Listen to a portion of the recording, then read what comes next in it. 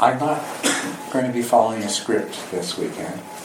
I want this to be a group endeavor, highly interactive. So I'm in the position of the guide, and you're going to let me know where you need to be guided. Okay, so we'll rely. It's about meditation. It's meditation instruction, and in a way, it's a bit of an experiment, but it is something that I've done before and has worked very well. Which is, rather than just talking about meditation, that guides you in the meditation. So we'll do it together. I'll meditate out loud, and you follow along with me. And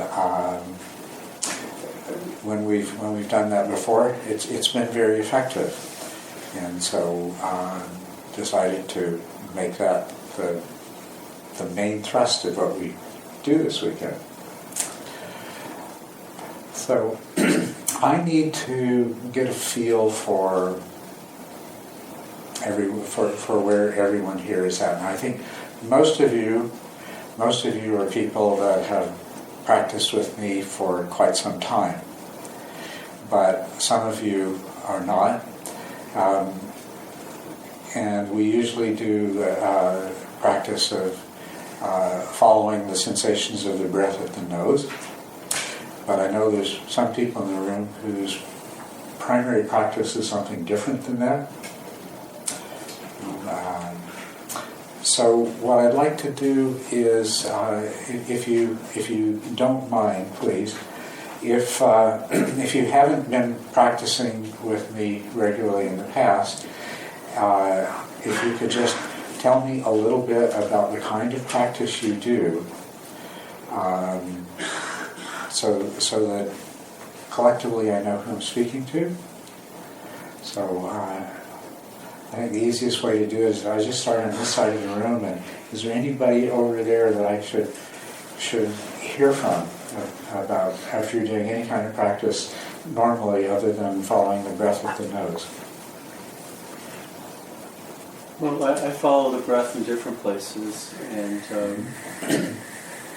oftentimes I'm just tracking body sensations, and I do a lot of different things with Shinzen's techniques. You do with Shinzen's techniques, yeah.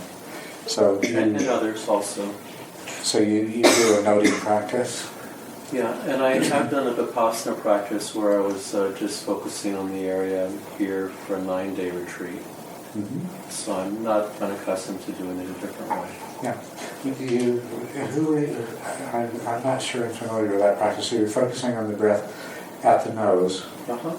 Where you feel it in the, okay, I can do the quote, the limited triangular area between the nose and the lip. He says over and over and over again. It's from Sayadaw, I forget the gentleman, from the Vipassana Society, California Vipassana Society. It's North from Mahasi Sayadaw? Yes.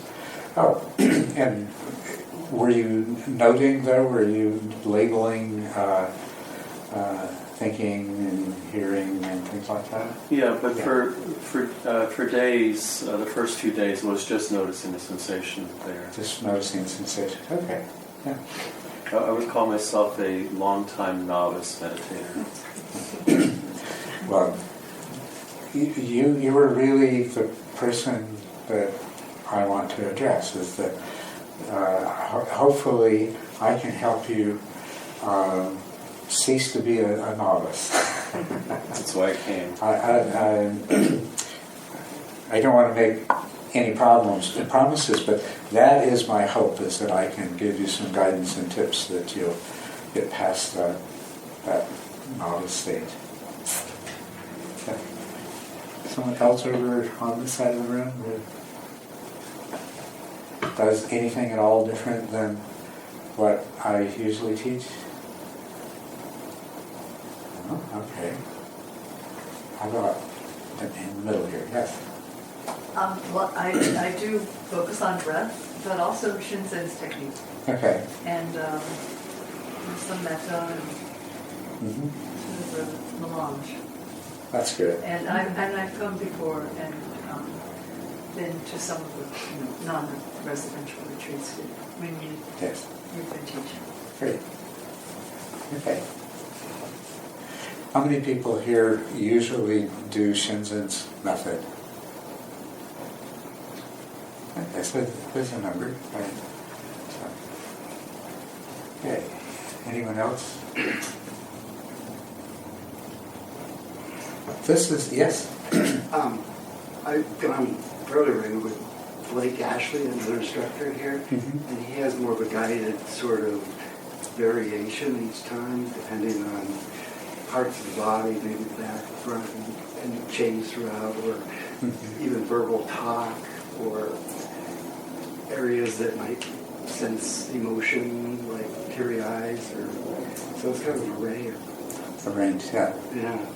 Yeah, I think he does a lot of the things from Shinzen's practice there. Okay. Yes. Did you say, I don't know what that is, I'm so curious. Oh, well, yes, you don't. Shinzen Young, he's a good friend of mine. He teaches a variation on a noting or labeling practice, where actually, as we go along, you'll understand this more clearly, because some of the things that we'll do will make it obvious. But essentially, he divides up mental activities. Okay, thoughts that occur in form of inner self-talk, verbalizations, thoughts that come up in form of images, and feelings, right? And of course, these have their counterparts with what you would actually hear with your ears, see with your eyes, and so forth. But it's a way of developing mindfulness by noting and labeling which of these processes are taking place. And he divides it up in quite a number of different ways, so that you can focus on one or two or three or any number of these at any one time.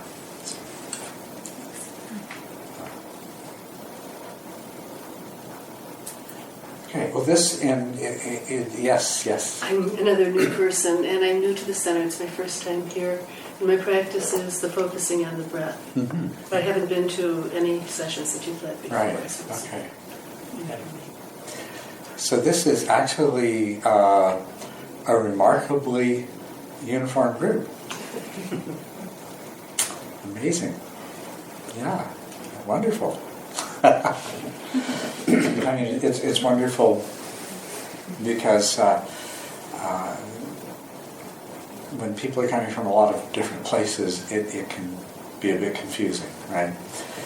Most people are with one teacher, and then you have a smaller number who are practicing different methods, then it can be a little more difficult. This is going to make it much easier. Okay, good. So,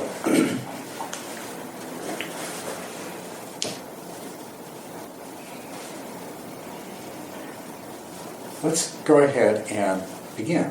All right. I'd like you to. This is the way every meditation begins. You first make yourself comfortable. So you check in with your body, adjust your posture.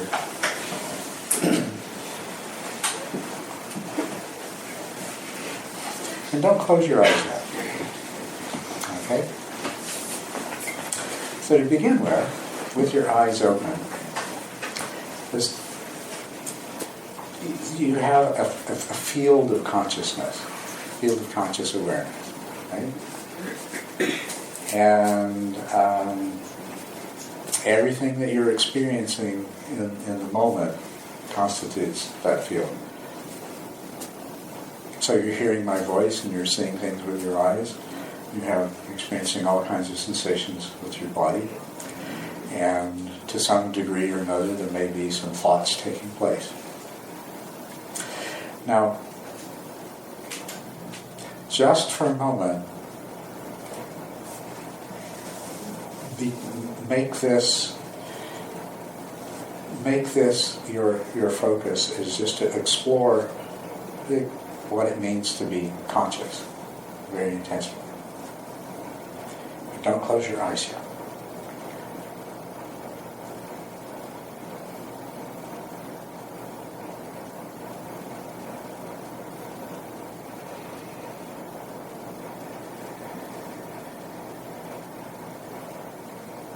Notice what your eyes are doing, though. They move, they rest someplace.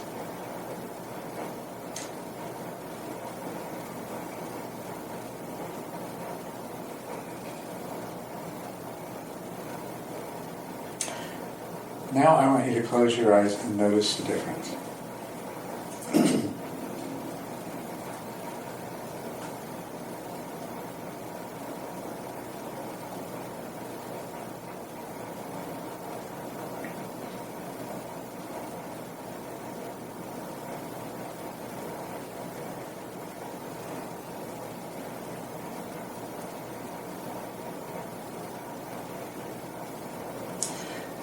Visual activity provides a very large amount of content to consciousness.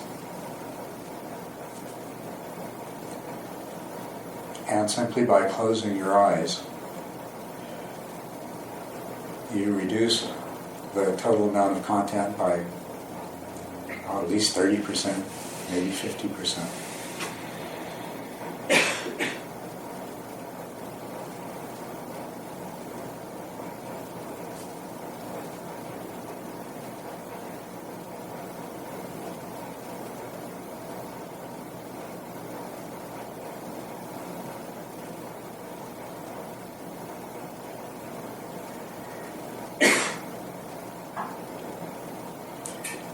And I just want you to notice what constitutes the content of consciousness as you sit here, motionless with your eyes closed.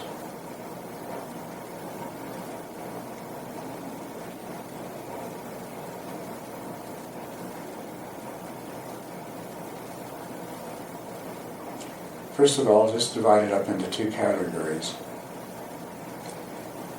Sensory content that's derived from your sense organs, and content that comes more directly from your mind, mental objects.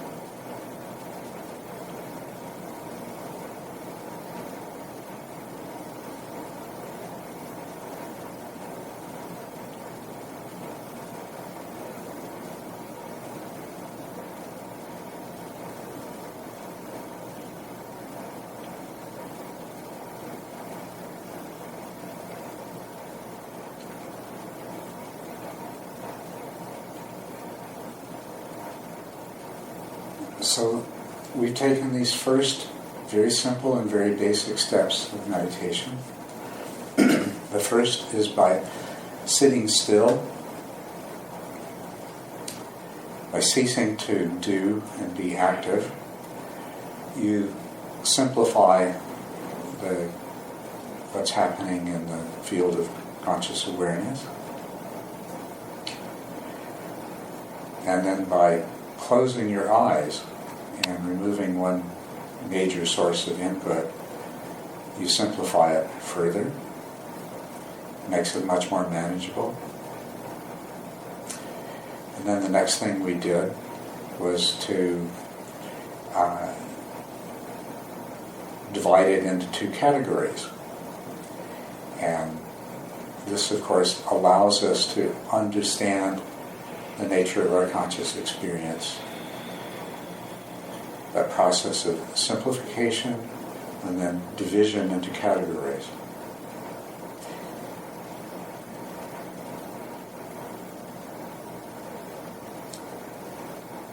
So this is the basis for how we come to understand our minds better, which allows us to work with our own minds in a much more intentional way than we usually do. You can learn about your mind, you can work with your mind, you can train your mind.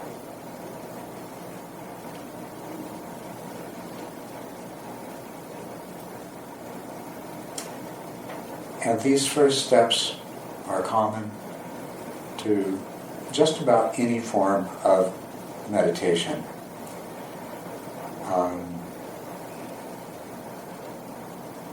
Even if you meditate with your eyes open, you generally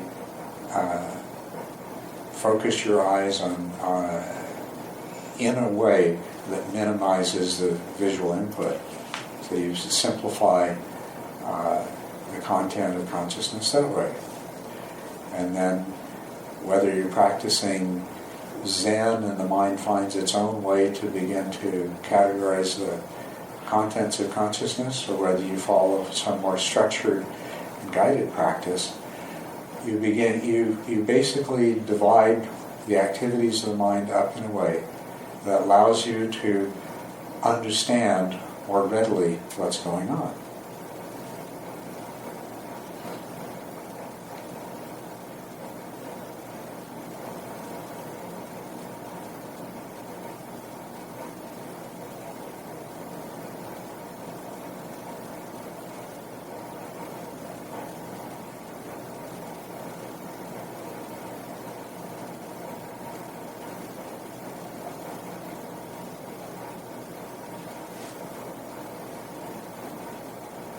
In the sensory realm, there are a lot of sounds. Air conditioning is making sound. You hear the hum of a refrigerator. There's my voice. And of course, if I quit speaking for a few moments, you become aware of a lot of other sounds, some traffic noise from outside, little sounds in the room.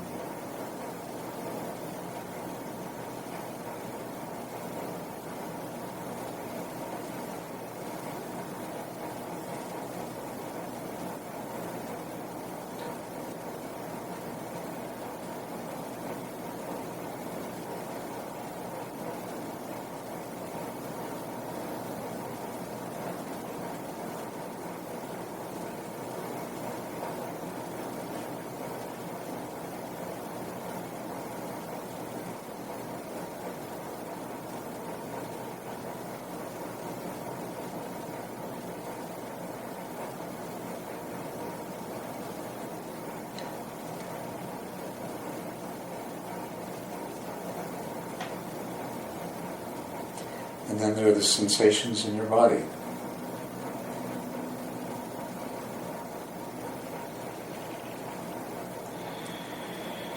Where your body contacts the seat, where different parts of your body touch each other. Contact of clothing on your skin.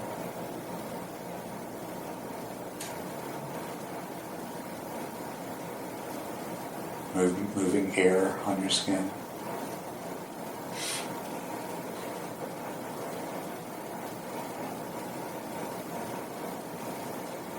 Rise and fall of your chest and abdomen with every breath.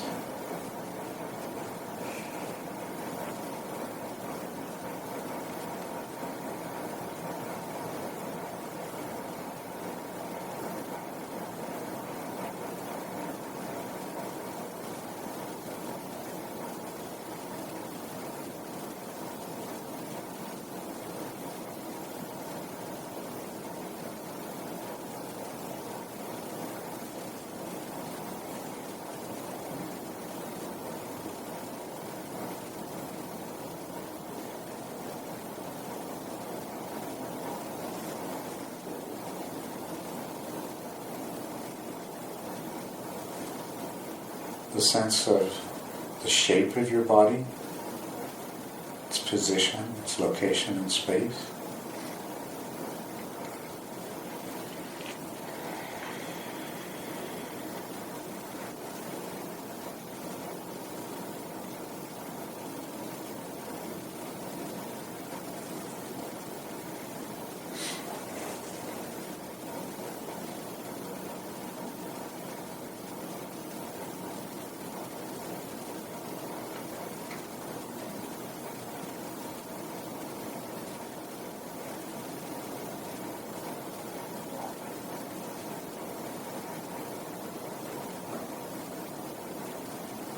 What do you taste? And do you taste anything?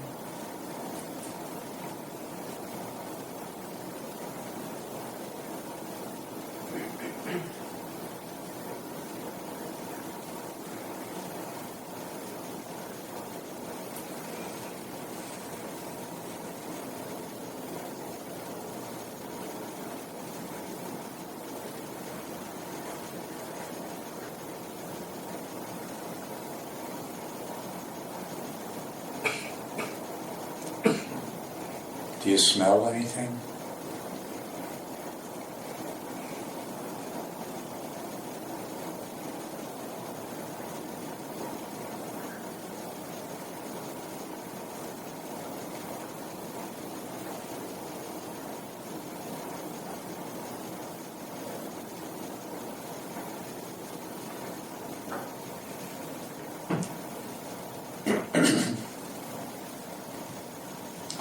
So as you sit here quietly, your sense of hearing is very active. There's really a lot of sensation coming from your body in different forms.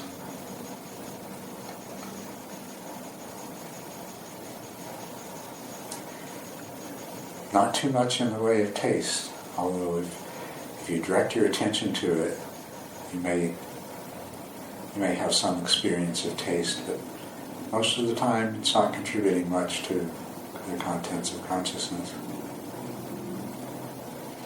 And likewise with smell. And what do you see with your eyes closed?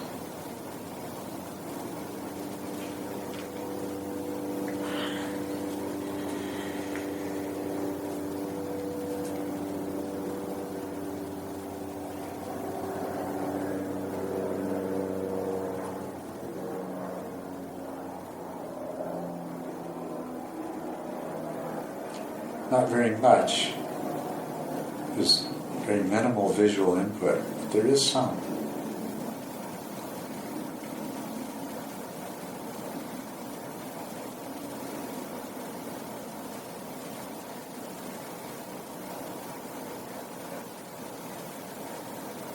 So that's the first category, sensation. The other category is mental objects.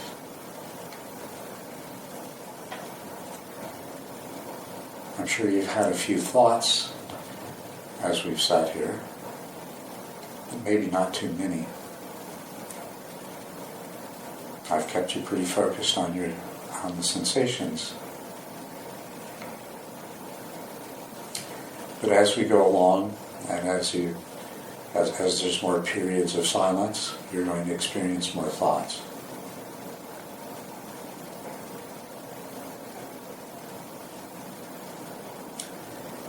And I want you to notice what form those thoughts take.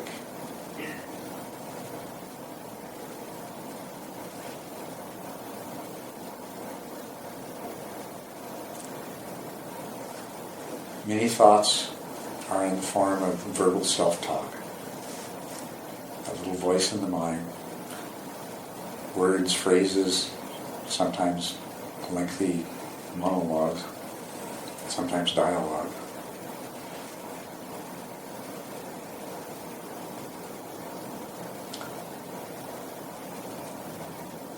Some thoughts take the form of images.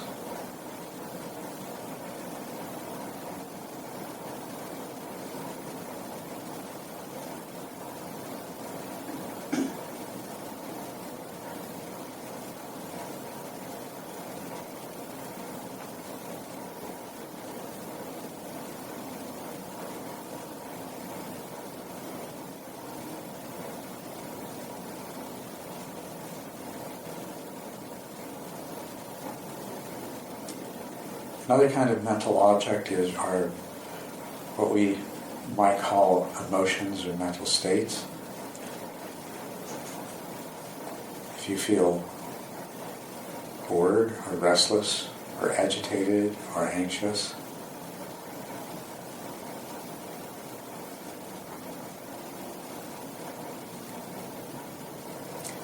if you feel comfortable, relaxed, at peace,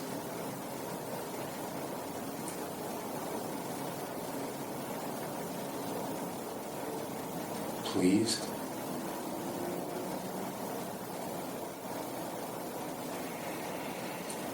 these are another kind of mental object, distinct from images and self-talk.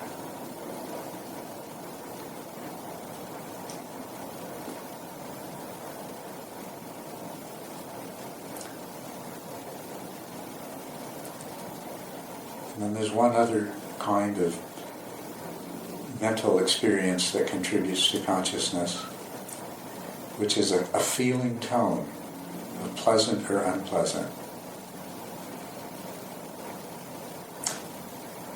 It's associated with whatever you happen to be feeling or hearing or thinking or remembering or whatever at any given moment.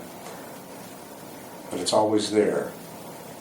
It's either positive, negative, or neutral. It feels pleasant or unpleasant or neither. So I'm going to stop speaking for a little while and just let you sit and observe the kinds of mental objects that will inevitably emerge into consciousness.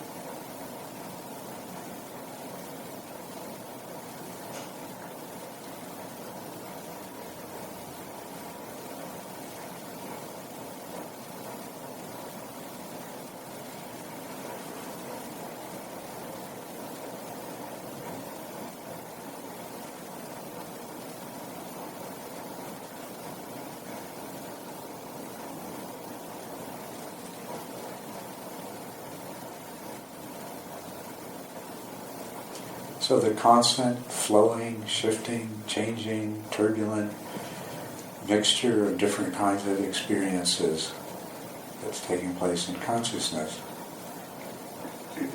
is subject to being examined, investigated, understood in this way.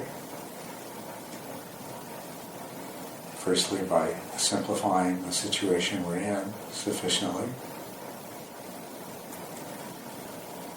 and then simply by observing.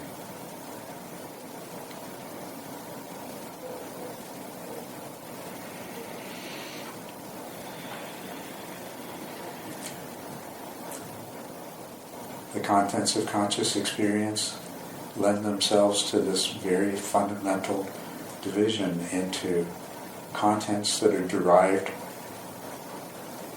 through the senses, come from outside the mind, and content that is derived from the mind itself.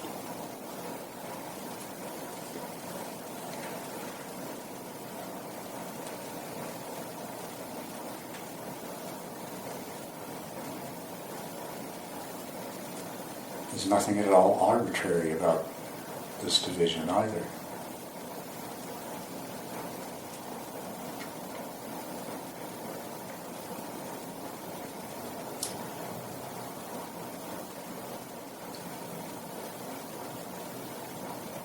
There are sensations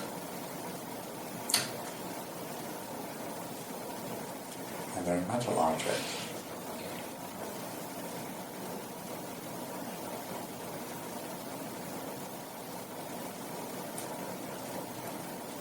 And the sensations are very naturally and very readily divided up according to the traditional category of five senses.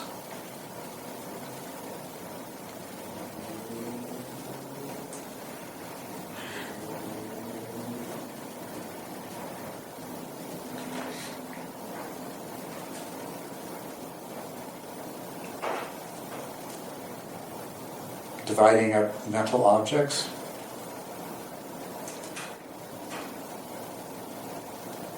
An interesting thing about mental objects, they do bear a direct relationship to the senses. You hear self-talk, you see mental images,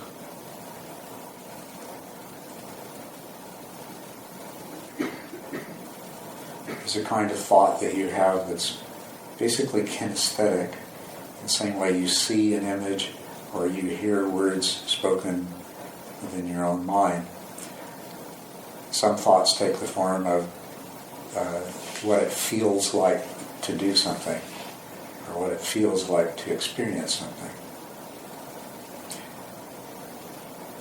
After all, that's what it's like when you have experience with thought as an image, isn't it? It feels like you're seeing something.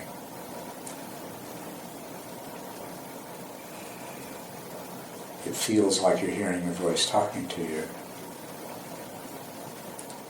And sometimes it feels like something's happening in your body, that your body is doing something or experiencing something.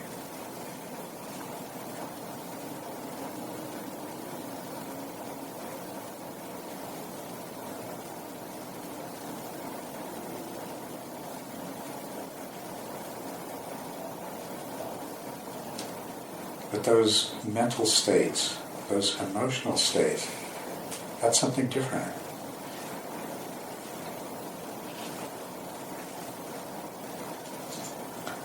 Although your emotional states, they do have a physical counterpart in your body. Whatever emotion you're experiencing, when you become sufficiently sensitive, you can detect that it has some kind of manifestation or another in your body. Some of these things are obvious. Anger produces really obvious physical sensations in the body. So does fear. Others are more subtle.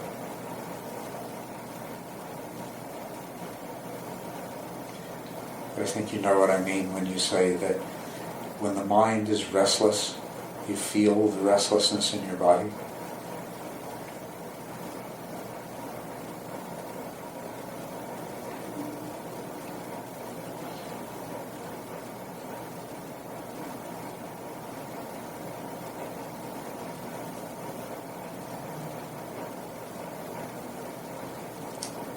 So one kind of mental object are thoughts that mimic sensory experiences. Another kind of mental objects are these mental states that you feel.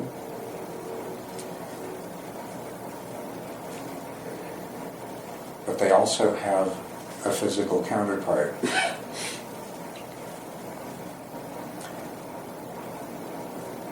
But the important thing about them as mental objects is that an emotional state, well, it is a mental object. The physical sensations associated with it are secondary.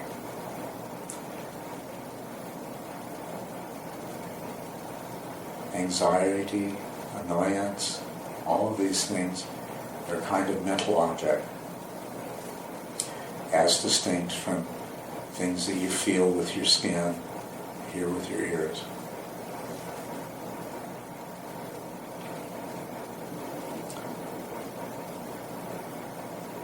Memories are another kind of mental object.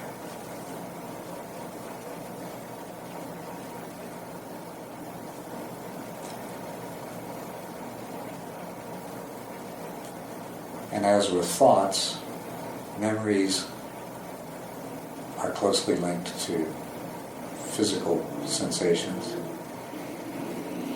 You remember hearing something, feeling something, seeing something.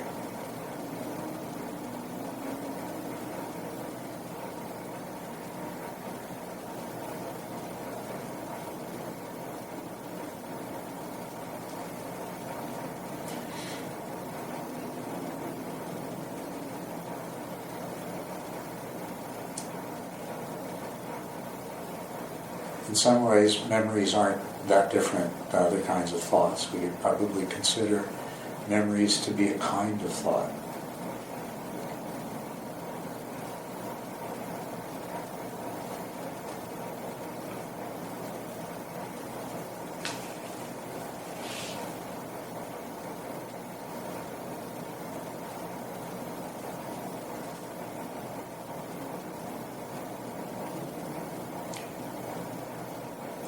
Just draw up a few memories and sample them.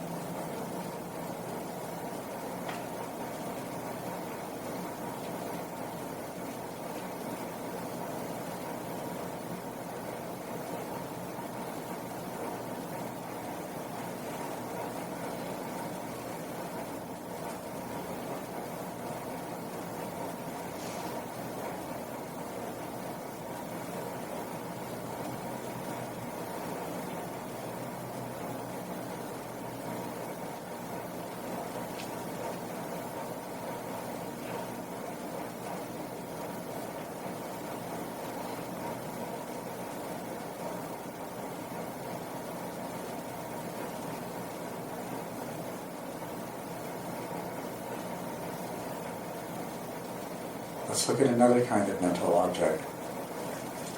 Abstract concepts. Injustice. What form does that take in your mind? Well, obviously it takes the form of a word. And the word stands for a concept.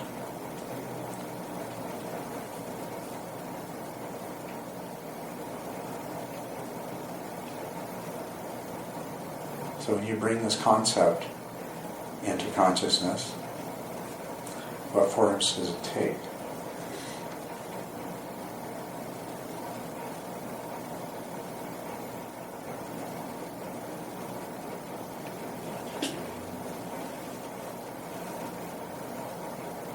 Might take the form of an emotional state, a feeling that you have in reaction to the thought of injustice.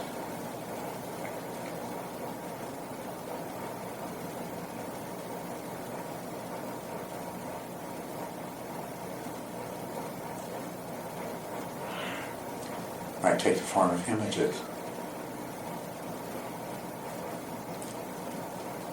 But make it clear in your conscious experience of the moment the meaning of injustice.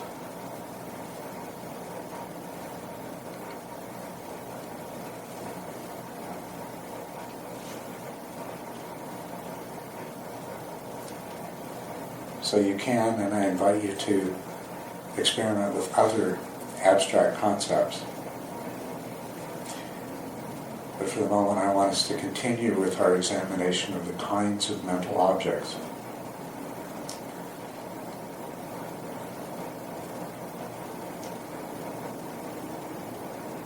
So you can see that certain very abstract concepts really have their roots in these simpler forms of verbal thoughts, images, emotions. They're constructs.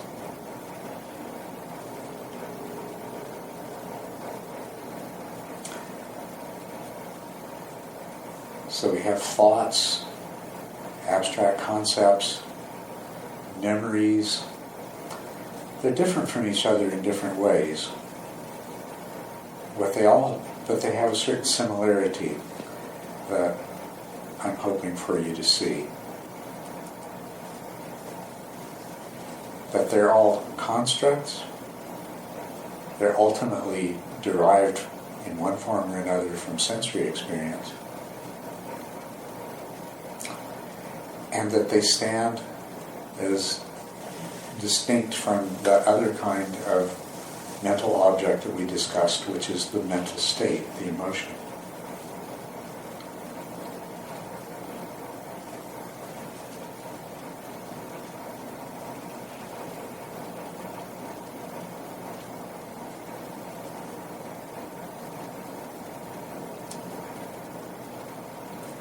And the third, which is fairly subtle,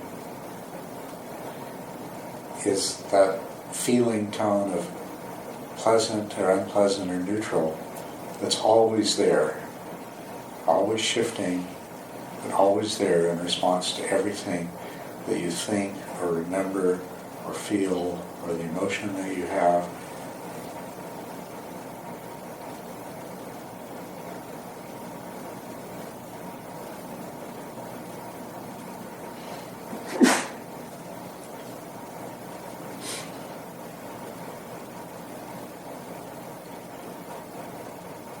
So we have a natural taxonomy of objects of consciousness.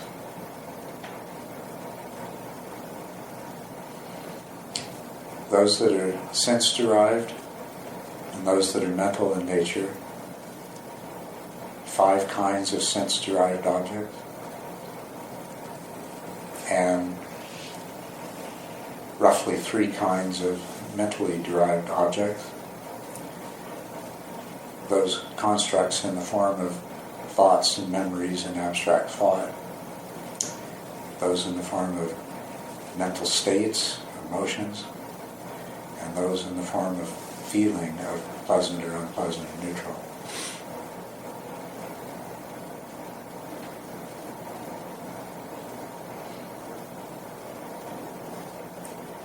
And these are important tools that we use in cultivating an understanding of the mind,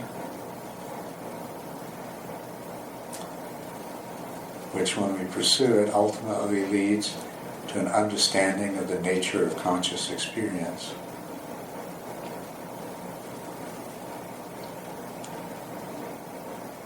And which ultimately leads to an understanding of, through inference, of the true nature of reality, of what it means to be a conscious, sentient being.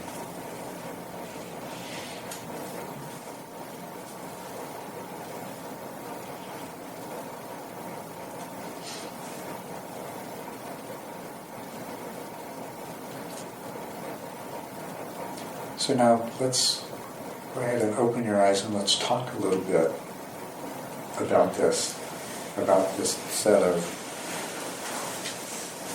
tools for exploring your mind.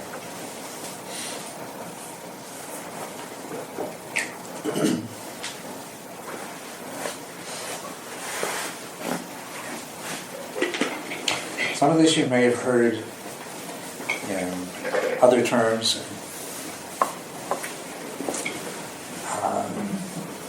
Nama and Rupa, the 5 aggregates, the 5 khandhas.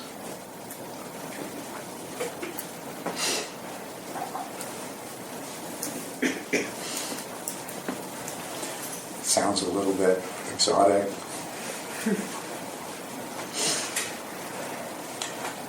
You might have spent some time thinking about these things and trying to make sense of them and everything, which is well worth doing. But what they're really addressing is there is this natural taxonomy of the contents of the mind, the objects of consciousness, the nature of mind, the nature of experience. And I think this is one of the most,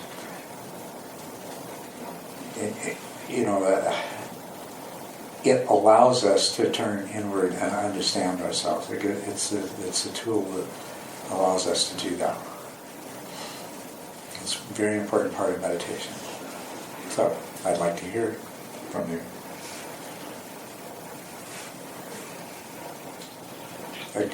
I told you my opinion. Do you agree? Disagree?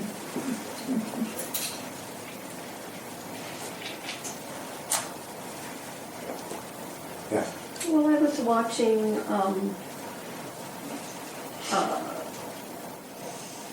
and it's so subtle, it's so elusive, but how a sensation in the body comes into consciousness, and you can follow it, and the thought comes, and then it's almost like you're off and running, There's this story, there's this dialogue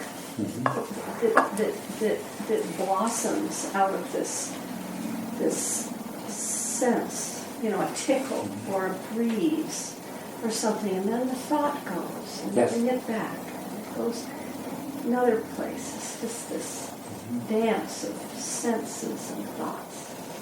Interesting. Anybody else notice that relationship between sensations trigger, mental objects?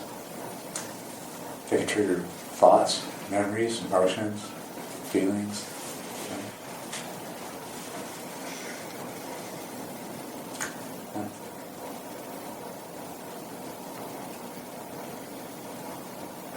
Yes. I could not seem to get anything besides the fact of everything being an experience, and it's all feels like it's happening. Everything was an ing. It's a being.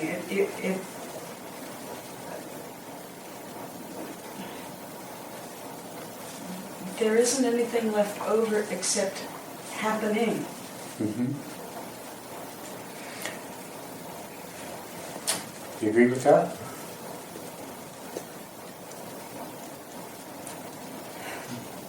I'm not very content with the language for it.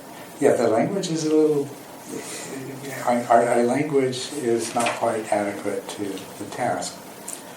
But what I think you're saying is... Well, I think it's obvious that all sensation is a process. Process. Much better word. Every sensation is a process. But there didn't seem to be anything but process. Well, and in truth, there isn't anything but process. But normally, we have an experience of objects. Things seem to concretize in our mind. But that's one of the things that happens. You have a sensation, and then there emerges the label that says what that sensation is, right? And that label, the concept that goes with it, that has a lot more thingness to it. and what the sensation itself does. Everything that I was observing seemed only really to. I caught myself doing almost nothing but comparison. This was like this. You asked for us to look at a memory, so I look at a memory and curious to know a little more about that.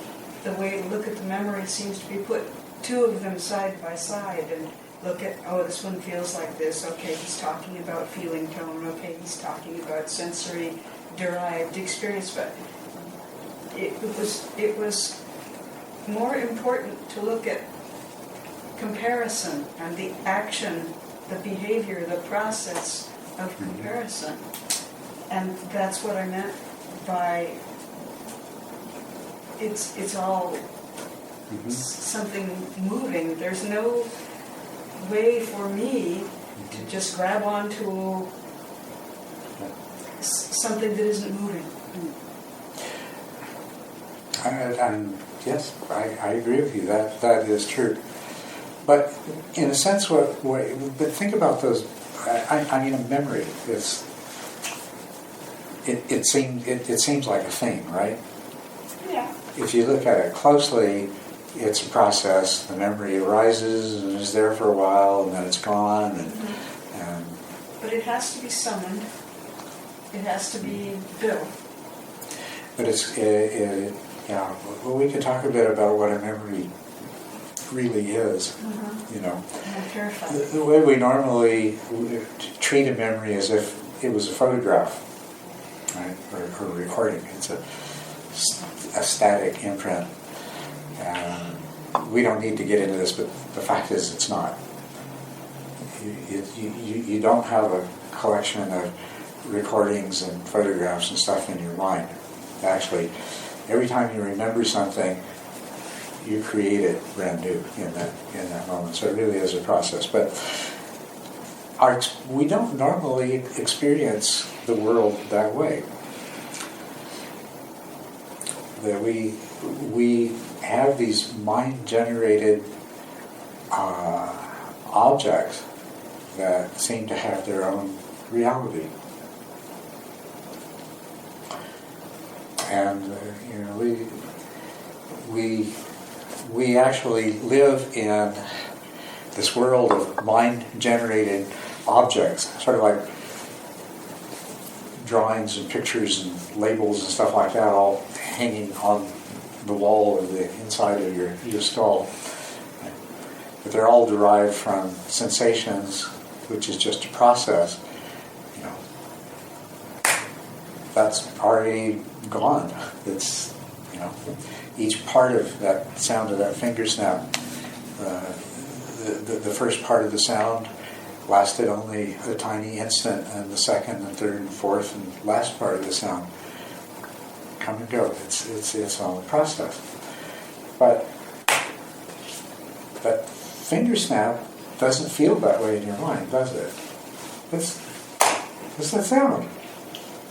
And not only that, along with it comes, even if you can't hear it, even if you can't see my hand, the sound, you can generate the image of a hand making a finger snap. Right? And conceptually, not the sound of a machine gun cocking, don't need to react to it that way. A huge amount of stuff in there. But anyway, to get back to this, we have sensations, and then we have all this mental activity in reaction to the sensations. And it's an interesting thing. In order to understand our mind, we're going to use this over and over again, the simple division into nama and rupa. Sensations and mental formations. We're going to use that in many different ways, discover all kinds of wonderful things as a result of it. But there's a curious thing about it, if we think about this just for a moment. They are part of the natural taxonomy of the mind, but there's an illusion in there as well.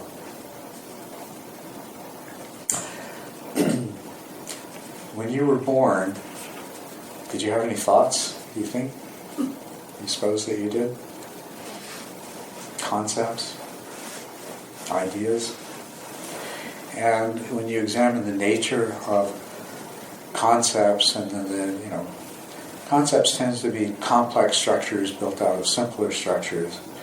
And then you look at those simple structures and you realize they're made out of simpler structures still. If you follow on down to the bottom, what you find ultimately is raw sensory experience. And everything in this wonderful mind of yours, in this head of yours, has been built up out of what? Sensory experience. You were having sensory experiences in the womb. I'm not sure what day it happened on that you had enough nerve cells in place connected together that you were having sensory experiences. And then you were born, and of course the number and variety and frequency of sensory experiences exploded beyond that. But all of these mental formations, concepts, thoughts, ideas, memories, all of this whole category of mental object, they ultimately derive from sensations.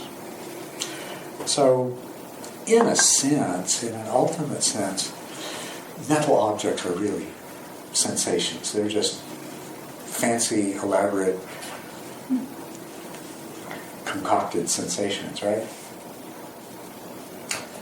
Although, on the other hand,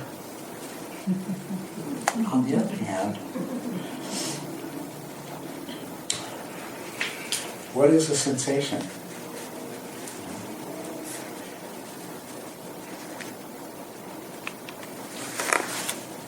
Blue, right? You look at that and have the sensation blue. As long as you have color perception, you have the sensation blue. But what is the experience of blue? Does blueness exist in the world?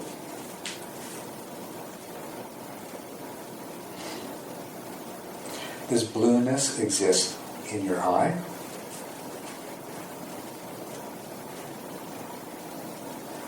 The answer is no, right? You agree? There is no blueness in the world. And there is no blueness in your eye. And what connects your eye to the rest of your brain? Little pulses of electricity along nerve axons, happening very, very rapidly. Is there any blueness in the train of nerve impulses that goes from your eye to your brain? Well, it sounds like blueness is just another one of those mental constructs. So, on the other hand, there really are no sensations. It's all mental constructs. Yes? If you are a blind person, then you look at blue as a mental construct, whatever you construct that to be. That's a very interesting question. Very interesting. If, of course, if you, what you're really asking is if a person was born blind. Yeah, because if a person became blind later on, they'd still have blueness as a mental construct. And I don't know the answer to that question, but it's a good question. I don't know how you could find out unless you could take a person who was blind at birth and somehow give them sight. And maybe they could tell you the answer. Okay. But there's some other interesting things about this too. That, you know how you can change the color tones on an image so that you could switch all the blues to reds and shift all the colors to a different place on the color wheel. And for all you and I know is your blue may be my red. And we would never know, right? As long as we both point to the same thing and make the same sound with our mouth, we'll never know. What's even more subtle than that? your blue could be my salty. But as long as we make the same sound when we point to the same thing, we'll never know. Yeah. For somebody that's colorblind, would they have a sense, I mean, how would they learn that that's blue? Where do they get the sense of blue? Yeah. Well, is there anybody, are there any colorblind people in the room? Well, when I worked for one once. Huh? You know, statistically, that's interesting. We have 40 people in the room. You would think there would at least be one colorblind person. Of course, one of the things that's very interesting is we may have a colorblind person in the room who doesn't know it. Who doesn't know? That's right. Because many times people who are colorblind don't know they're colorblind until something makes it obvious. When, you know, they obviously can't distinguish colors that other people can. You know, or they go and a doctor shows them, you know, the picture with all the little dots, and if you're not colorblind, you see the number 7, but if you are, you don't. That sort of thing. A colorblind person doesn't know they're colorblind until something happens to cause them to know it. They have a perception that's unique to them. But anyway, the point of this is that we go in this funny little circle, and we have this material world that's outside of our mind that the mind knows through the senses, right? It knows it through sensations, but when we look really closely, the nature of sensation is mental in nature. It's ultimately mental. But the other way around too, that we see that everything, all of the constructs in our mind are ultimately traced back to sensory experiences that we've had, and the mind has built them up out of sensory experiences. That doesn't change the fact, though, that, it's a really interesting thing to know and to keep in mind as you discover more and more wonderful things about the nature of your mind, the nature of consciousness, and the nature of reality, to keep that in mind. But anyway, when it comes to trying to understand our own mind, to be able to divide up objects of consciousness in a convenient way so that we can work with them constructively, there is this natural division. And it goes very deep. Because no matter what the actual nature of a sensation is, it does not come from your mind. Right? That's a really important distinction, which we take for granted, but it's worth making note of. There are these two categories of things in your mind. One of which originates outside of the mind itself. And it follows a set of laws that the physical sciences can define and study and make predictions about. And it follows those laws. There's another kind of thing that appears in your consciousness that is mental in nature and is constructed by the mind according to a different set of laws that apply uniquely to that. We haven't really explored that in a scientific way to any great degree yet, although it's beginning to happen. But there are these two different kinds of objects. Those are derived from outside of the mind that follow that are lawful in nature, and those that have their origins inside the mind that are also lawful in nature, but at least the laws they follow aren't necessarily the same. Have you ever had the thought, or perhaps read somewhere or heard somebody say, how do you know that you're not dreaming this? How do you know that? What's the difference between the experience you have when you're awake and when you have a very vivid dream? You ever thought about that? And you can have extremely vivid dreams, extremely detailed dreams. I'm sure you've all had those. Does anyone in the room have trouble telling the difference between a dream experience and a, quote, real experience, a waking experience? Nobody has that problem? Okay, I'm not surprised. People don't have that problem. They don't have that problem unless something's really haywire in the way their brain works. They can distinguish those things that are generated primarily in the mind from those things that originate outside the mind. And how is it that we do that?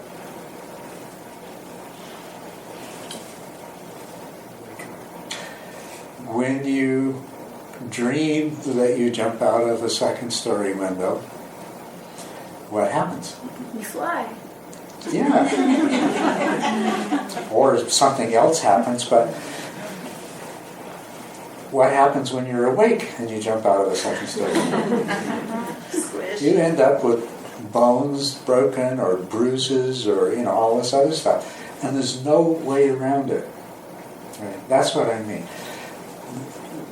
What gives rise to a sensory experience? It follows its own set of laws.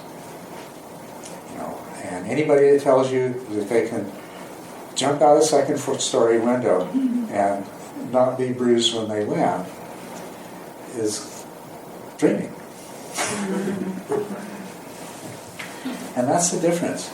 That's the difference between mind-generated things and this other category of things, is that they follow a different set of rules.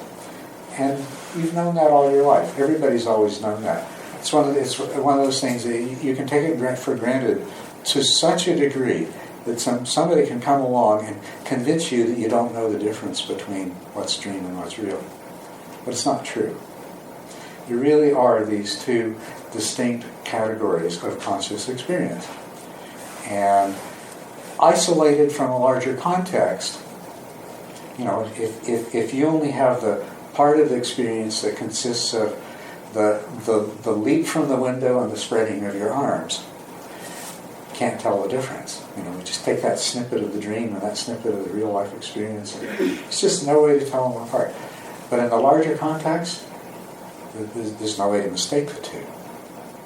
Yes? There's two, like the dream, it tends to, you lose it quickly. It's really hard to hang on to for very long, it seems like, Yeah.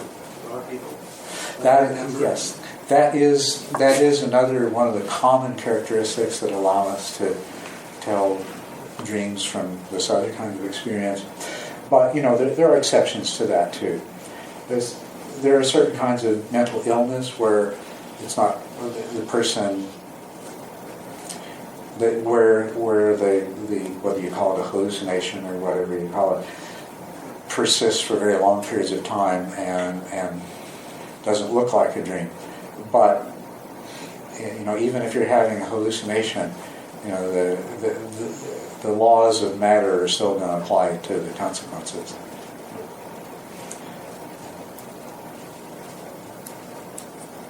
Yes. What about imagination? When I'm visiting, more recently than in the past, a great deal seems. If I'm doing focus on talk,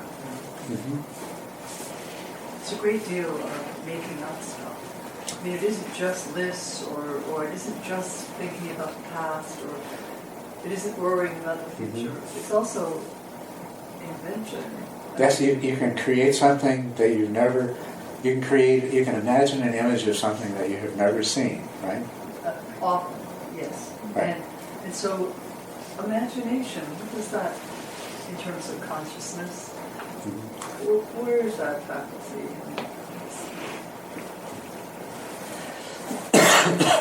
Well, it's your mind.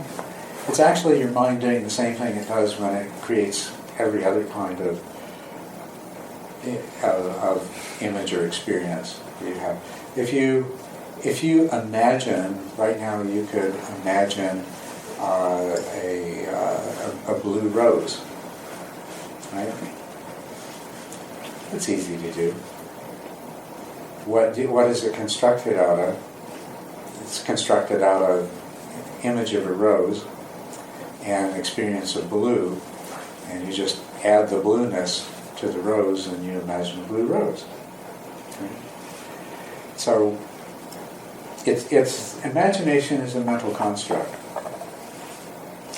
But even the red rose that you see is a mental construct. We don't need to get into the details of that. But that's what I was meaning when I was saying that all these experiences, everything that falls in the category of thoughts and memories, and we include imagination in there, these are all constructs, and if you follow them far enough, you end up seeing that they've been assembled inside the mind from raw sensory experience. So what we can't imagine what it's like to be a bat. Can you imagine that? Can you imagine what it's like to fly through the air in the dark and go squeak, squeak, squeak, and to see an insect zipping by clearly enough to whip your tongue out and hook them and draw them in? Imagine that. We can come close to it by somehow using our own visual process, and but really it's impossible to imagine how a bat sees. So for you to actually imagine something, you have to construct it out of sensory experience that you have had.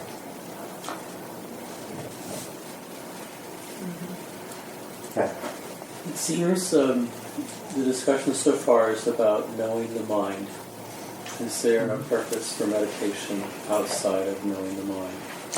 Well, we could describe the purpose of meditation in many different ways. But knowing the mind is really, it is a really central purpose. I mean, we could say the purpose of meditation is to manage stress better and to be more relaxed. And you can do that while only minimally learning anything about your mind. But you haven't accomplished very much, because until your meditation has taken you to a deeper level of understanding, and we're not talking about intellectual understanding, we're talking about something experiential. There are only certain kinds of situations, and to a certain degree, that your skill in meditation is going to help to relieve your stress or to relax you. But as you do come to understand your mind directly, experientially, and in these really important ways, one of the results is it changes the way your mind works, and it can actually put you into a place where you don't respond in the same way that you once did. Is metta practice a meditation? Metta practice is definitely a meditation. It is one of the ways that we can think of meditation is it's a series of activities that we perform in order to alter the way our mind works in ways that benefit us. So, developing stability of attention. We're training the mind to behave in a different way. And metta is that, in the sense that you're training your mind to generate loving kindness. And you're conditioning it to do that. And with the beneficial effect that loving kindness spontaneously occurs in situations where it otherwise wouldn't. And your mind becomes more prone to producing loving kindness than other more negative mental states. So that's one sense in which it is a meditation. It is a training of the mind. But it's also a meditation. The thing is that by practicing metta, you also are developing stability of attention. Okay? So you're training faculties, mental faculties, in the same way that other kinds of practices do. It is possible through metta practices. Now, it requires more sophisticated metta practices, but it's possible to develop samatha, to develop samadhi and samatha. It's even possible to enter the jhanic states with loving kindness meditation. So metta is definitely a kind of meditation. It fulfills those criteria. Where metta is not very strong is in the area of developing mindfulness. It can really support developing mindfulness, but mindfulness requires some other. It requires that you simultaneously cultivate some other mental faculties. And so in that regard, metta meditation by itself has a weakness, but metta meditation in combination with other techniques becomes very strong. It seems to be not directly this knowing the mind tack that we seem to be focused on today. It seems to not be an aspect of knowing the mind, which seems to be a more passive, observant, generating the ability to connect to witness, where metta practice and perhaps other practices of meditation are more generative, more that you're active. Mm-hmm. It seems like there's different kind of poles in what's going on with the practice. Instead of being developing witness and just observing, it seems with metta there's an active component to it. Yes, in metta, that's right. We can divide meditations into those that are primarily passive observations and those that involve some kind of active synthesis, making something happen, including visualizations and things like that. But there's a lot of overlap too. And a person could do only meditation and they could make some really profound changes in themselves. They'll be far more effective, though, if their meditation is combined with other practices that, doing metta practice is utilizing, in a sense, it's utilizing somebody else's knowledge and understanding of how the mind works. So somebody else who knows how the mind works creates the metta practice, and if you just do the metta practice, it will produce its result.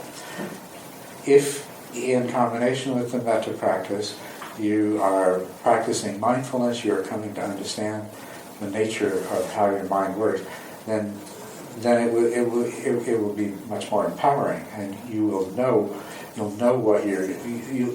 underlying process that's taking place when you do the metta practice.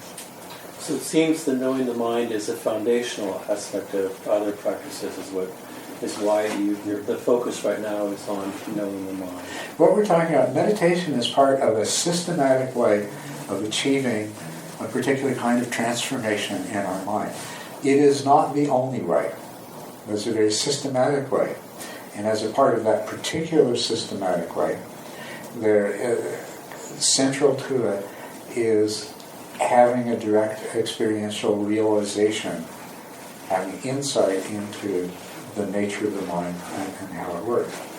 So this transformation that we're talking about, call it enlightenment, call it whatever you want, but it goes by different terms when you're talking different religious traditions.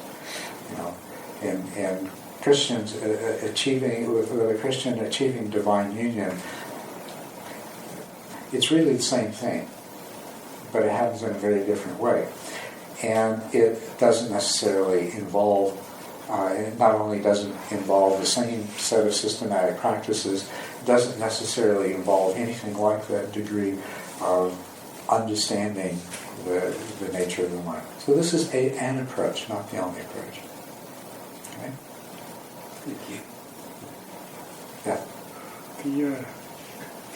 The capacity to notice whether something is physical or mental, all of these seem to be trapped within the watcher. The self is still just being clever, trying to quicken the awareness of them, but it doesn't, I can't see how that skill is very useful, because the self just, if anything, has something to boost itself, saying, oh, great, I'm able to very clearly distinguish between what's physical and what's mental. I mean, great. But that's just compounding the self again. Like, there's no attack on the self, there's no wearing down of the self in the approach so far. I'm not seeing how it's going to be spiritually useful. You're absolutely right. It's just the beginning. It's just the first piece. In what is involved in this is you're moving in the direction of a profound understanding of the true nature of reality, and it is that understanding that transforms the way the mind works and constitutes you as an awakened being. Okay, so it is a path of understanding, but learning the first ingredients in that path of understanding, that it's just the very beginning. In what's called the progress of insight, 16 distinct steps that culminate in an insight into the true nature of reality. The insight into nama and rupa, the insight into name and form. Different terms for what we're talking about here. The distinction between these two kinds of mental experience. That's number one. Okay. So, yeah, by itself, and if you don't go any farther than that, it's not necessarily going to do you a lot of good. Right? It'll do you some good, though. But certainly understanding this distinction, it's something that's very useful in beginning the process. And the sooner that you gain that understanding, then the easier it's going to be for your mind to have insights into deeper aspects of reality. And just knowing the difference between nama and rupa,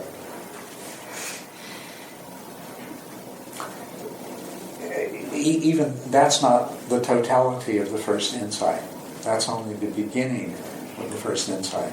The other part of it was touched upon by Pam, that noticing that sensations give rise to mental objects. And likewise, what we find really obviously is that mental objects give rise to sensations. The thought to direct your attention causes you to have a sensory experience coming from the place that the sensation comes from. And so the next part of that insight is that also it's only an insight when you've experienced it directly, and that something inside clicks and says, oh yeah, I can see how this is working. But the next part of that is seeing the dance between these two, the causal interconnectedness between them. And really, as that matures, and it sometimes doesn't mature for a long time, you do get to the point of what I was talking about earlier, of seeing that sensations are all mental objects too. And mental objects are all derived from sensations. So that it's an interesting kind of circularity that by understanding the difference, you eventually realize the sameness. And this is something that repeats over and over again in the whole process, is you understand it clearly this way, and when you understand it clearly enough, all of a sudden it turns 180 degrees and it says just the opposite as well. So, yes? So maybe I'm hearing the same thing as everybody else, presumably, but the way you've been talking about it, I've been thinking that what you've really been presenting is the first three of the four foundations of mindfulness, and which has that same kind of circularity, because you've been talking about mindfulness of body, you've been talking about mindfulness of mind, and also the pleasant, unpleasant, and neutral feelings. And what I've been thinking of and experiencing also as we've done the practice is that exactly what you were saying about the non-linear or circular nature of things, in that you could be doing any one of you could be focusing on any one of those aspects of experience, all of which are happening simultaneously, and then once in a while, for me, I might actually get a glimpse of the fourth foundation of mindfulness, of dharmas, because I'll start to see the threads that are connecting the first three. But I don't know if I'm off base in seeing what you're presenting as being in terms of that, but that's how that's the conceptual structure that's worked for me. Oops, that shouldn't do that. Yeah, no, you're absolutely right. But actually, it's not just. Repeat his comment for the tape.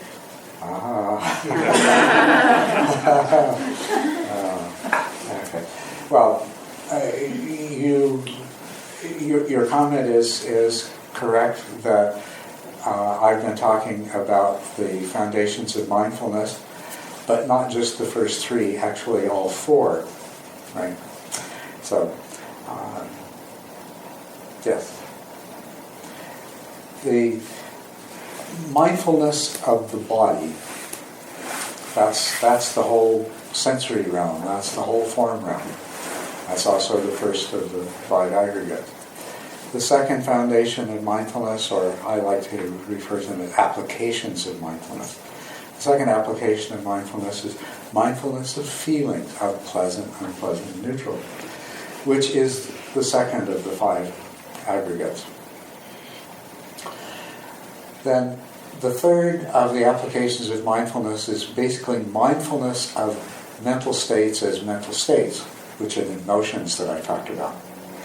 Mental states, emotions. Right? Now, emotions belong to in the five aggregates, they belong to the aggregate of mental formations, as do thoughts and ideas and concepts.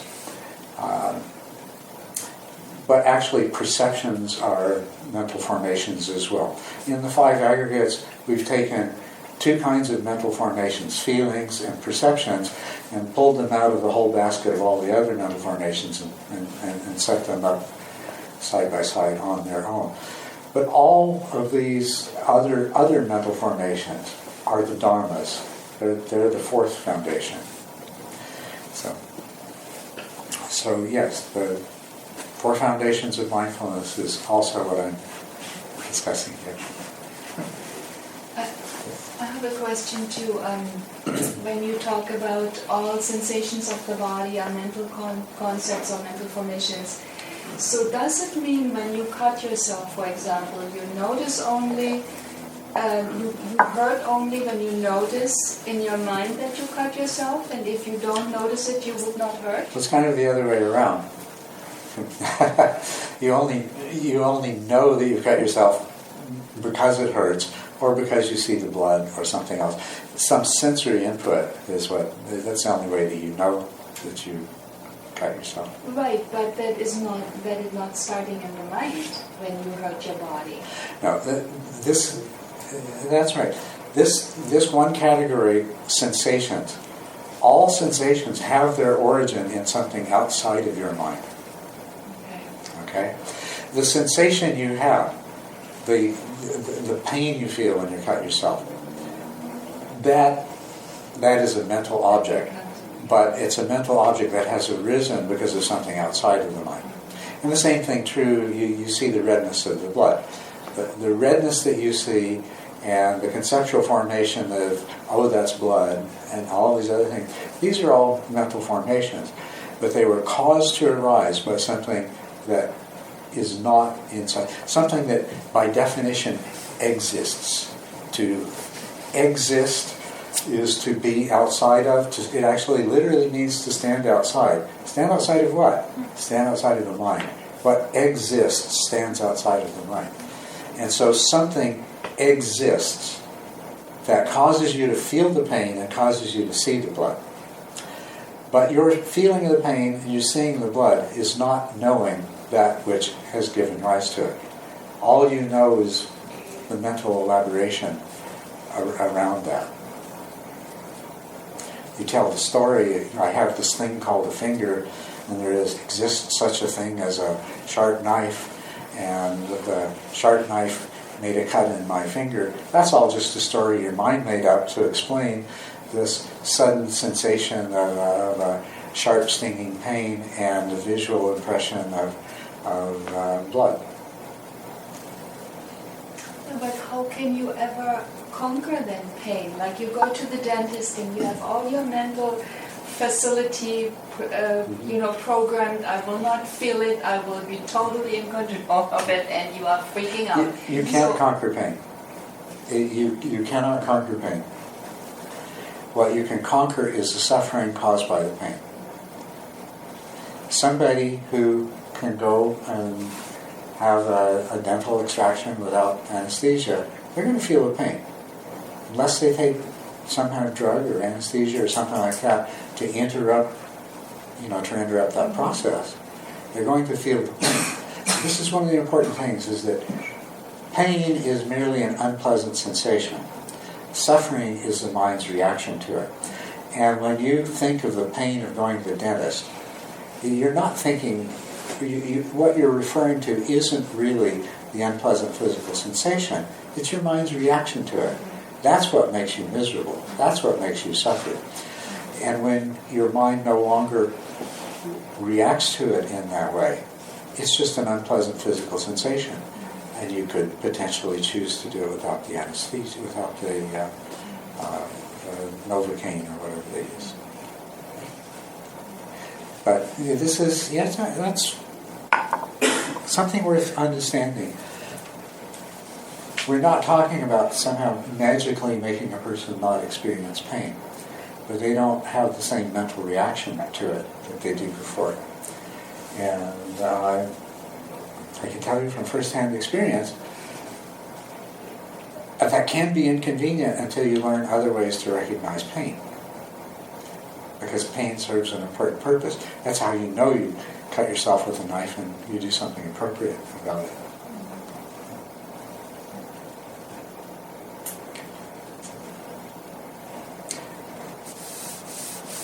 Yes.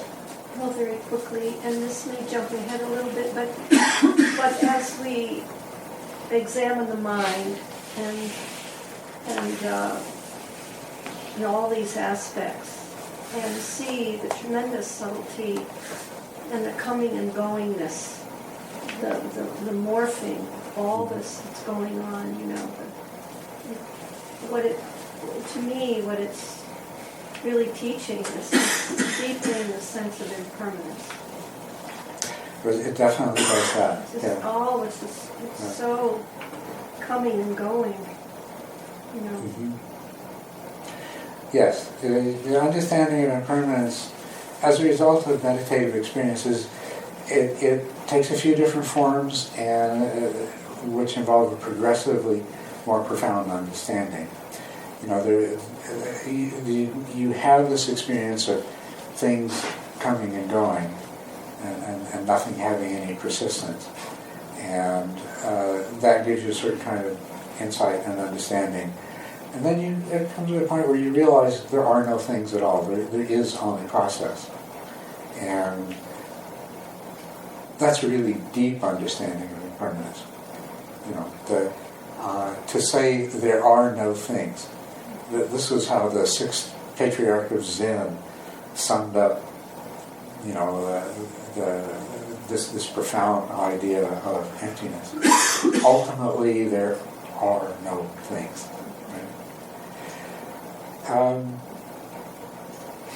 The other part of it is that if there are no things, there's only process. And the other thing is that there is no separateness, there is no distinction. So actually, through recognizing that there are no things, that all thingness is the creation of the mind, and through this, through the profound realization of impermanence, which is that there is only process, it also leads to the realization that there is no separateness, and so the conception of the self is somehow separate from other is likewise an illusion. As should be no surprise, the more you come to understand the true nature of reality, in one facet, one area, it inevitably leads to the larger understanding of the rest. But that's really what we're after, is to understand, to get beyond the delusion, the deluded way that our minds naturally want to perceive things, and that cause us to think and feel and react the way they do, and cause us to suffer. So they're trying to get past this delusion. And so this method, this Dharma, with its meditation and its mindfulness and its insight, is a very systematic way of bringing you to that. And so, and this is where it begins. This begins essentially with the recognition that if I want to understand the true nature of reality, I have to understand the nature of my conscious experience. Because essentially, that's all I am. That's all I ever have been. That's all there is. I can infer that there's existence of things outside of my conscious experience, but the only thing I have direct conscious experience of is my own conscious experience. So that's, we bring the focus to that and say, okay, how can we investigate conscious experience? This is our key. This is our entryway into understanding reality. We recognize that. So that's why we close our eyes. First of all, we sit down and become still. Stop all of our doing. Secondly, we close our eyes, kind of minimize how much stuff there is going on in conscious experience, so that we can begin to explore it and examine it. And from this first step, there are different ways that we can go, but one really useful way to begin is say, okay, out of all these different things that I'm experiencing in consciousness, is there some way I can categorize them? And yes, there is. And this particular way of categorizing them is one that is deeply meaningful and is already tapping into this greater truth, this ultimate truth that we're pursuing. And so it's a really good way to begin. So you sit still, close your eyes, and learn to make the distinction between Nama and Rupa. And then as you persist in observing that, see the relationship, the interaction between Nama and Rupa. Stumbling on the definitions of Nama and Rupa. Can you help me with that, please? Yes, okay.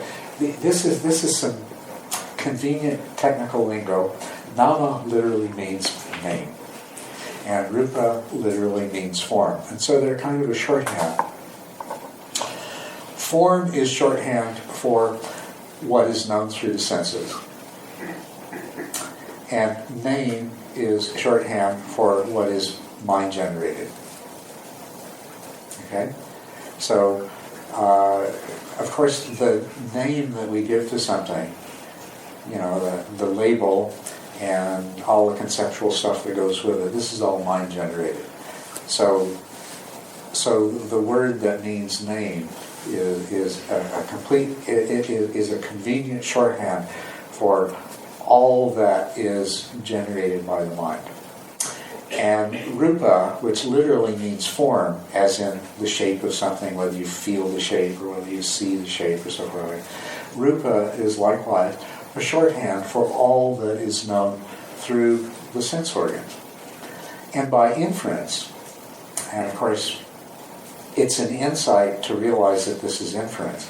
I mean, we go through our lives taking for granted that there is a material world out there that I am experiencing. But really, we only infer the existence of the material world that we can't know directly. All we actually know are the sensations that are produced by the interactions between our sense organs and whatever there is out there that we call matter, that we label as matter. So, in that sense, coming back to our construct here, Rupa refers to that knowledge that we derive from our sense organs, and Nama refers to all of that we know that is derived directly from the activities of the mind. Make sense? About second sight, extrasensory, does that fit into sense, or is it mind generated? Well, I'm not sure what you mean by extrasensory. But Well, people can claim second sight. oh, okay, No. things like that. All right. Well, see, this goes beyond the stepwise progression. The distinction between nama and rupa is a baby step. Farther along, there is a realization of that things are very different than they appear. In two important ways. One, that the apparent distinction between mind and matter is an illusion, that really the true nature is non-dual in its essence. The second is that all separateness is illusory, and so therefore the idea that the contents of an individual human mind are somehow separate and distinct from everything else that makes up this ultimate reality. That's an illusion, and that's not true. So with the realization of those two, then that there would be what are called extrasensory phenomena is no big deal. It's no surprise. We're still left with filling in a lot of blanks of, and the real blank, I mean, once you realize that is the nature, that everything is ultimately interconnected, and the private world that we think we live in inside our head is just an illusion, and they're really all interconnected. The real question is not why some people have extrasensory experiences, it's why everybody does it all the time. Thank God. Perhaps we do. And that's the answer. The answer is, thank God we do, because it's the only way that we could function and survive as the illusory separate entities that we are. The purpose of samsara, which is the traditional name for this situation that we find ourselves in, this delusion. Samsara is the wheel of birth and death and rebirth. And if we didn't have this mind that acts as a filter to separate what's going on in this part of ultimate reality from everything else that's going on in ultimate reality, then the survival and reproduction, the ongoing process of birth and death and rebirth couldn't happen. So, thank God we do is another way of saying that this is the way the universe functions, is to create these artificial separations, and for minds to create these artificial separations so that entities can survive and do their thing. And we're not after ending that. I mean, our goal isn't to end that. Our goal is to transcend that so that it can keep on happening, but we don't have to experience the suffering that is inherent in believing the illusion. And if along with it we get to exercise some extrasensory powers, that's fine too, as long as it doesn't overwhelm us to the extent that we're no longer capable of surviving. What would happen if you get up in the morning to go to work, but at some point all of a sudden you can't tell the difference between your thoughts and your memories and your history and your intentions and purposes and your next door neighbors? He's a lawyer and you're a plumber, and you show up in the law office and have no idea what to do. Or get in the wrong car and your key won't fit, and silly examples, but it's a necessary part of it that we do have this experience of being separate. But when we understand that that's no longer the truth, then we stop reacting on the basis of that illusion. And that's where we achieve the liberation from suffering, and the wisdom and the compassion that comes from that wisdom, which is what the path is about. What can be derived from the occasional skip of separateness? I'm thinking about, for instance, the way I and all of my friends woke up the day after the Berlin Wall fell, and everybody was goofy, everybody was giddy, and so many people wandered around. It was a very happy. It was like Christmas all of a sudden, and everybody was like, I didn't know what a burden I was carrying until it fell. Well, what you're saying is that we all do have, individually and collectively, these experiences that are really indicating that the separation that we experience is illusory, and that's true. So what can be... But we learn as children, and our culture reinforces a particular way of seeing reality, and part of that way of seeing reality is to find one way or another to either explain away, as opposed to explain away, or to ignore, or to simply disregard what doesn't fit into the shared paradigm. So, having glimpsed that worldwide giddiness for a moment, there's no way for us to say and exploit that somehow in our own practice? Well, there certainly is. For any individual, that, you see, that what you had was an insight experience. What you didn't have was a mind that was properly prepared to experience insight as a result of the insight experience. These kinds of things are happening to everybody all the time. That's another thing about the purpose of meditation. It's to prepare your mind so that when you have insight experiences, the result is insight into the way things really are. And not a distraction. What's that? And not be a distraction. And not be a distraction. That's right. That's most people, they just blow off insight experiences as my meditation's not working the way it should be, or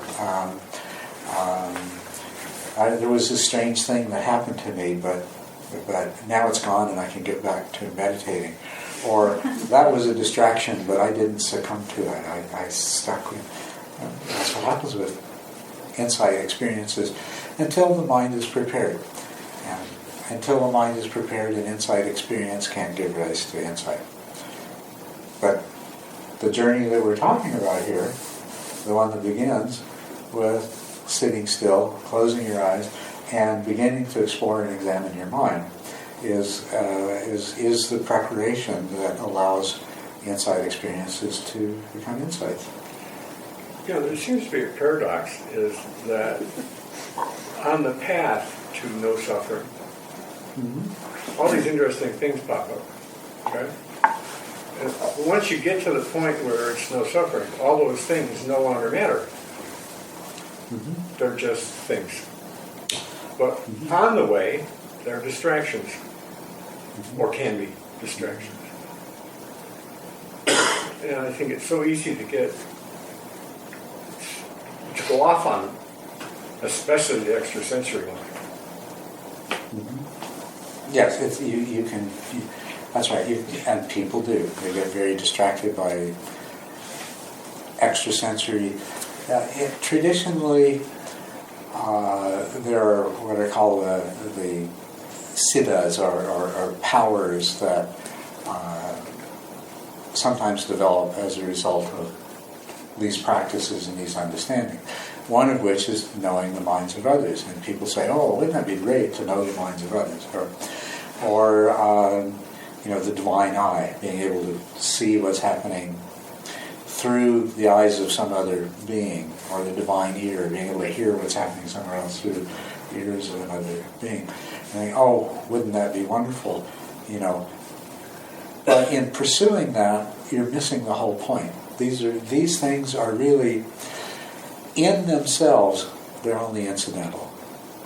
And, they don't have any real value, so they are distractions.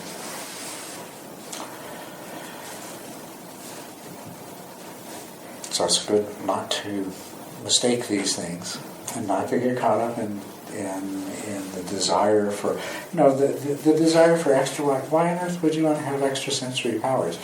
Well, it's because you say that if I had those powers, I could satisfy these other desires that I have. I could fulfill them, which means that you're just going to put yourself that much farther from understanding of truth, and you're going to set yourself up for that much more suffering because you've made yourself a more deeply desire-filled person. So you go the wrong way. Anyway, so my clock did something weird. Can you tell me what time? 8:55. It's 8:55, so we got 5 minutes. Okay. So we'll pick this up tomorrow morning. 8:56. I'm sorry. It happened so quick, I thought I could tell you. Okay, thanks. Okay. So we'll pick this up again in the morning, and what we're going to look at is we looked at the contents of conscious experience. So we'll start off in the morning with looking at the nature of conscious experience through some more guided meditations. We'll be starting at 9 in the morning, and I think it would be preferable for all concerned if we were able to start on time. So please do your best to allow enough time to get here, find an appropriate place to park, and Cynthia will talk to you a little bit about parking in a moment. And get in here and find your seat so that we can actually start at 9 o'clock in the morning. Okay? Can someone let us know when lunch and Yes, breaks and all that kind of thing is? Yes. Cynthia is going to enlighten us on all of these important things. Just one little thing, that if one had extrasensory ability, they could do that, they also just feel all the suffering. It's not that much fun. I just want to Thank you. But now let's think about it.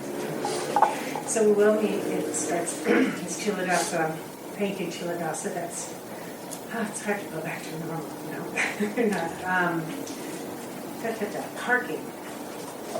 If you will park on the other side of the mountain, park down the block, park in other blocks, because it's a residential neighborhood, and all of us, I don't know how many are coming tomorrow, but we'll have 30-ish people.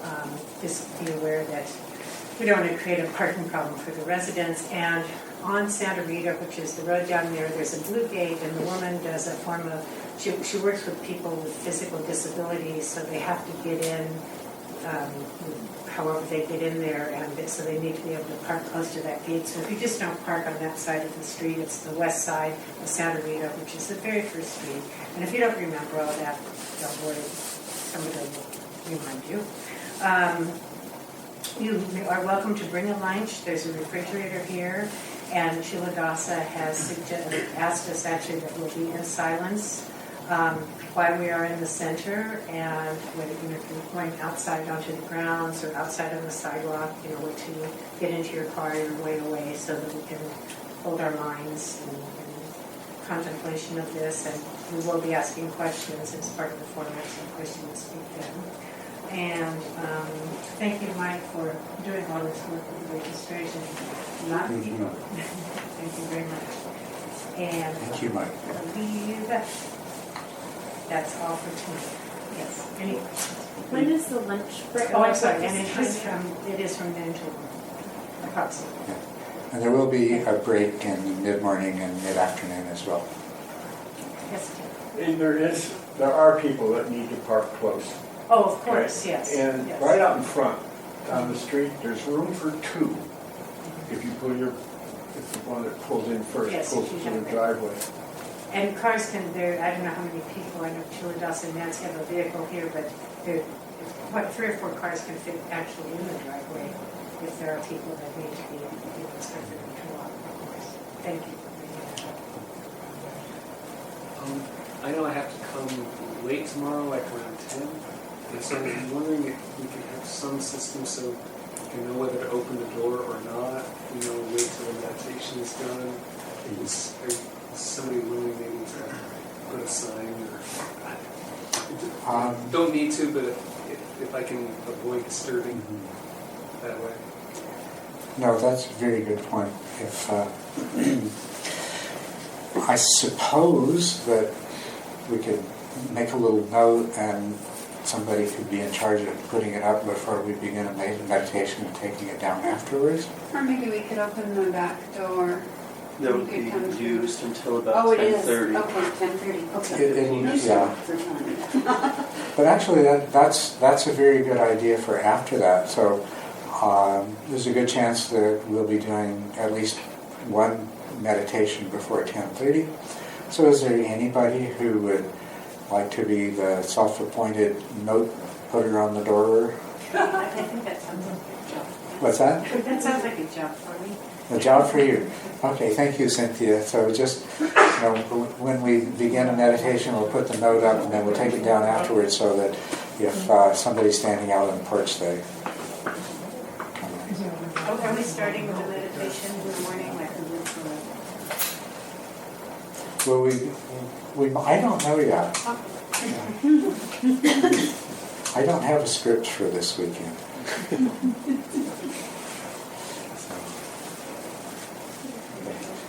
So that's it for announcements. Any other questions? And have a wonderful night's sleep, and I'll see you in the morning, and hope you have a good day. And